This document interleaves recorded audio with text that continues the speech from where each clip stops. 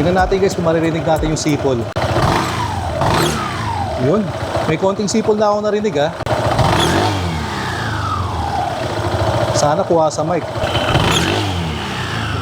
Rinig niyo yung sipol?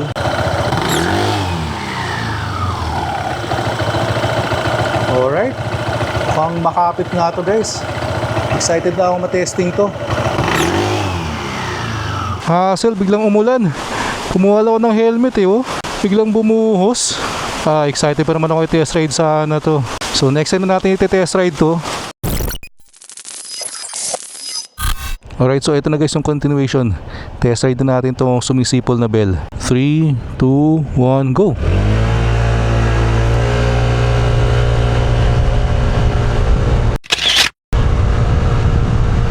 Alright, so far ramdam ko yung yung kapit ng bell. Talaga maganda yung arangkada niya. Pero hindi ko na masyadong rinig yung sipol dito pag naka-helmet. Sana mas lumakas pa yung sipol pag talagang lumapat na yung bell. Usually kasi may konting break-in pa yan eh. Lalo na pag bagong kabit pa lang. Ang dami ko rin pala nakuha comment dun sa huling video natin. Ang dami nagtatanong kung pwede bang gamitin yung knurled bell o yung may groove sa stock lining. Alam ko hindi advisable yun eh.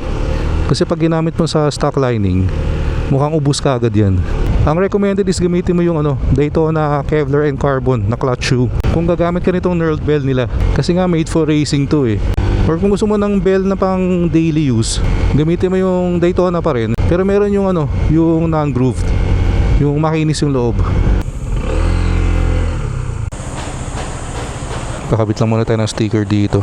Expired na kasi itong sticker natin. So pakabit na tayo ng for 2026.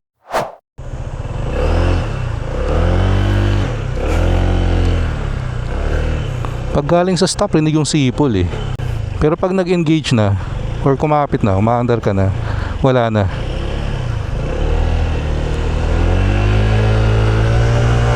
Dun sa initial mo lang na take off from full stop, ganda yung takbo nito. Pero siguro sa susunod na baklas natin, silipin ko yung silipin ko yung clutch lining. Pwede rin pala natin gamitin yung dito eh. Testingin natin yung NCY na torque drive, yung merong sport mode. Tingnan natin kung kamusta yung performance. I-reset ko lang pala yung yung fuel consumption din. Kasi nung nag-straight NCY tayo, so far ang konsumo natin is 26.1 kilometers per liter. Pero again, take note, pure city riding yan . So marami rin dyang stop and go traffic. Tigil tayo sandali dito. I-reset ko lang. Ayan. Na back to zero na natin. Okay, sa mga interesado pala dito sa Iocha BX, hanggang today na lang, July 15 yung 25% discount natin dito. So kita nyo naman kung gaano kalinaw yan. Kahit na tirik yung araw, kitang kita ko yung screen, hindi malabo. So mas safe talaga pag kita mo yung nasa likod mo.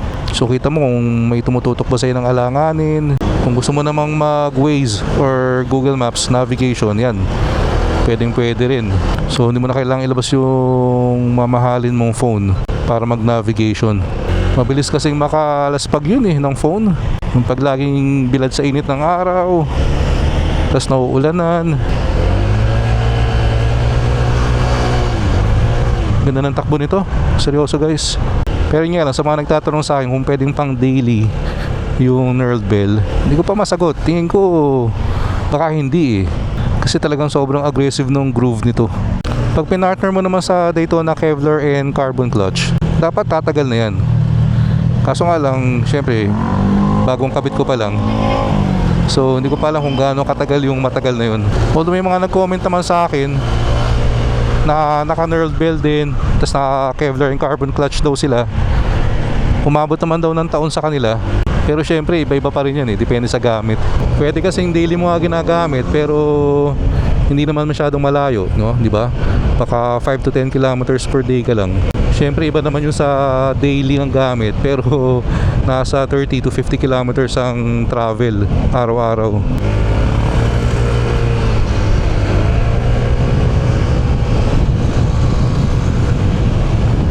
Ganda ng takbo guys.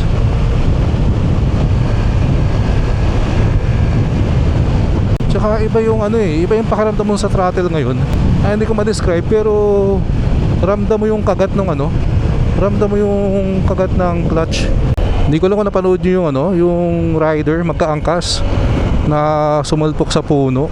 Nakakapanglambot yung video na yun. Dito yun yun. Sa kurbada na to. Siguro mabilis sila dito. Yun yan mismo yung puno na yun guys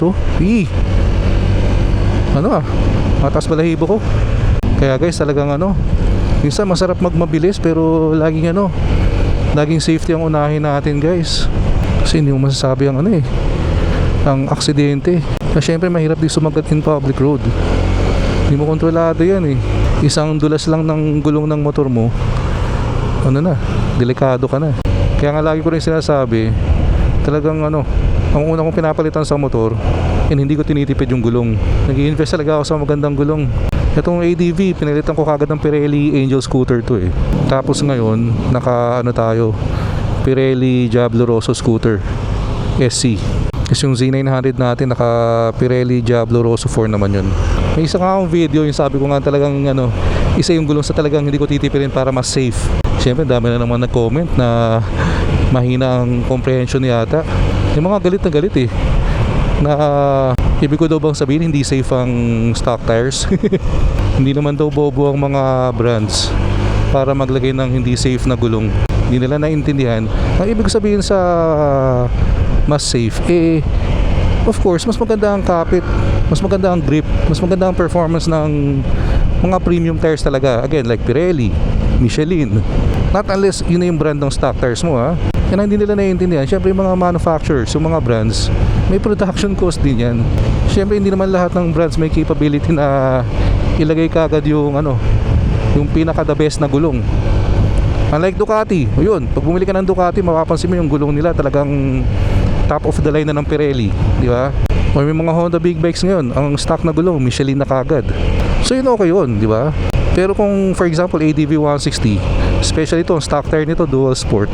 Pag nasubukan mong idaan yung dual sport na yun sa kalsada na yun, kunya may mga road markings, yung puti na yan. Tapos basa, umulan. Good luck sa'yo, ingat ka. Kaya ako kasi mainly city riding ako, kaya preferred ko tong road tire. Yung dual sport kasi maganda yun. Kung may mga minor off-road ka rin dadaanan, di ba? Yung mga mabato, maputik. Pero kung mainly city riding ang travel mo, mas maganda mag road tires ka na lang. Ito ang sinasabi ko sa Daytona. Although nakaasa almost 7 kilometers pa lang naman tayo mula nung nireset natin. Pero ang gas consumption natin ngayon is 38 kilometers per liter, which is for me ang tipid na nun.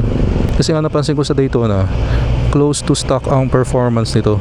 Hindi man sagad yung bilis, pero ewan ko lang ngayon tingnan natin yung oras mamaya.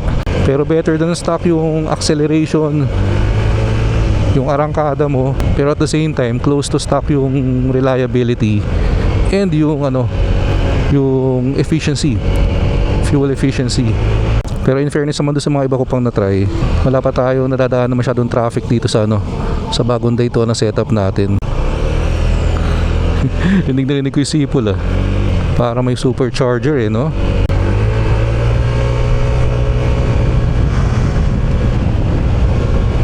Parang hindi nauubos yung arangkada nito Pag naka-stock ka kasi na CVT, kasi mo yan, pag pumiga ka, after a while may mararamdaman ka ng mga parang flat spot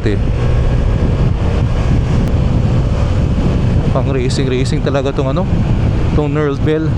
Tingin ko dahil sa yan dahil sa bell tsaka clutch shoe combo ng Daytona.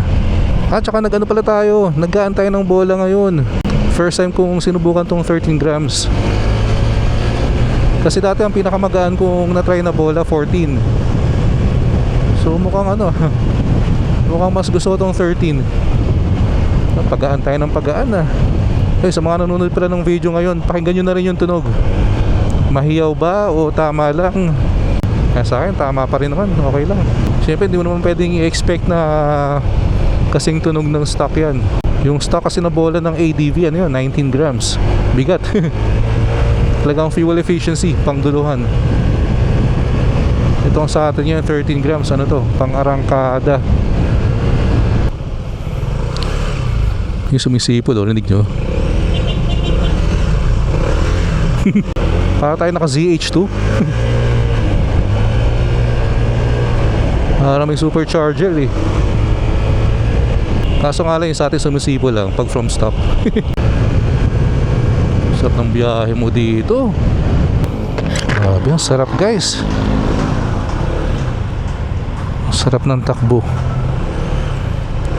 Ayun o. Sana rinig sa mic. Sarap ng acceleration mo dito. Hindi lang natin matesting yung dulo. Kasi nga city riding tayo eh. Wala namang spot dito na matitesting natin yung, yung top speed, yung dulo. Kasi syempre bawal yun guys. Bawal yung top speed na yan. Dapat masunurin tayo sa sa batas. Pero sa akin naman hindi ko na worry yung yung dulo na yan. Kasi nga talagang mainly city riding ako. Kailangan ko lang yung arangkada, yung gitna. Yung for overtaking, yung mabilis na acceleration. Diba? Hindi ko na magagamit yung dulo sa mga usual na routes ko eh. Parang ibang motor yung dala ko. Ibang iba yung personality. May kagat yung clutch kahit anong RPM range mo. Parang anytime na kailangan mo ng torque, pumiga ka lang. Demo ko lang pala kung gaano kaganda yung suspension natin. 80 kilograms ako guys ha. Tingnan nyo. Ayun kahit yugyugin ko yung motor nang umaandar eh. Napaka smooth pa rin nung takbo. Hindi ko na-expect na ganito kaganda yung performance ng Pro Fender. And again, no hype yan Talagang gusto ko lang banggitin. Alright, so guys, quick plugging lang din pala doon sa mga hindi pa nakasubscribe sa channel natin, paklik na lang ng subscribe button below and like and share the video. So ito yung mga madalas nating content dito. Kalikot ng CVT, testing ng mga iba't ibang setup. Aray, may tumasik sa mukha ako sakit. Dapat sarado lagi yung visor eh. And going back, may mga test ride din tayo dito. Check nyo lang dito sa channel. Lalo na yung mga lumang videos natin. Kasi nung bago pa lang ako sa YouTube, ang main content ko noon, usually feature ko yung mga showroom. Tapos nagtitest ride tayo ng mga motor. Alala ko nga wala pa akong big bike noon pero nag-test ride ako, nag-review ng BMW na F900R. Ano po ba yung mga iba kong motor na na-test ride nang wala pa akong big bike? Nung wala pa si Z9. Nag-ano rin ako noon, Ducati pala. Street Fighter, tsaka yung yung scrambler nila. Lakasan lang ng loob no?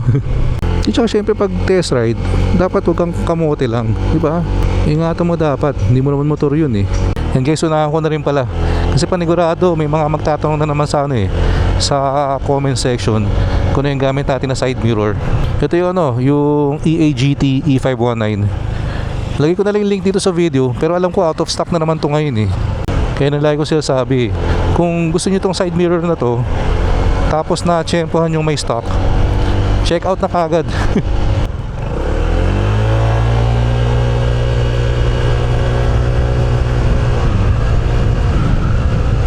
Grabe 38 kilometers per liter pa rin tayo. Fuel consumption 16 kilometers. Mukhang tuwing nagagaan tayo ng bola, lagi na lang lumalaki yung ngiti ko testingin na ba natin yung 12 grams next time? O baka masyado nang magaan yun? Only one way to find out. Subukan natin. Hindi naman na lagi ko sinasabi sa pagtutono ng CVT kung ano yung gusto mo talagang takbo. Kasi ang dami rin nagtatanong sa akin eh. Siyempre, pwede naman tayo mag-recommend, mag-suggest based sa experience natin. Pero end of the day, talagang malalaman mo lang kung gusto mo yung takbo, kung hiyang sa'yo, hiyang sa weight mo, pag sinubukan mo na, di ba? Kaya talagang ang CVT tuning trial and error talaga. Walang shortcut. Ito na, service road. Medyo slow moving na. Yung konting traffic na yan. Tingnan natin kung bababa yung fuel consumption. Nasa 38.7 ngayon. Mukhang kailangan na rin natin palang talaga i-upgrade tong brake system natin. Kasi malayo-malayo na yung arangkada, acceleration natin from stop eh.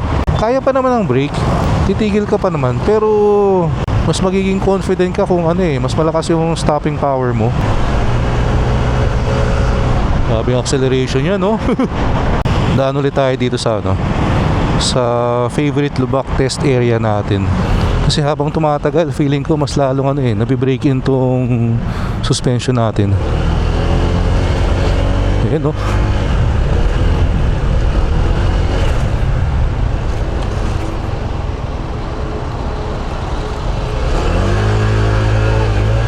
Walang kakaldag-kaldag eh.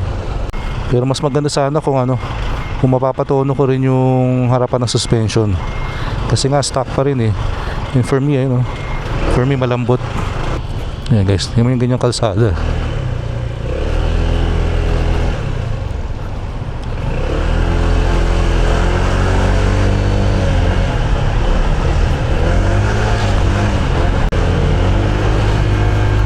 Hindi mo ramdaman yung mga ganong lubak.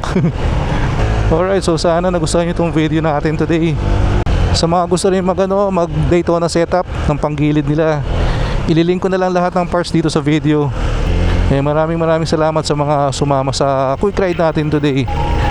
Ingat kayo palagi, and kita-kits sa next video. Always ride safe. Peace out.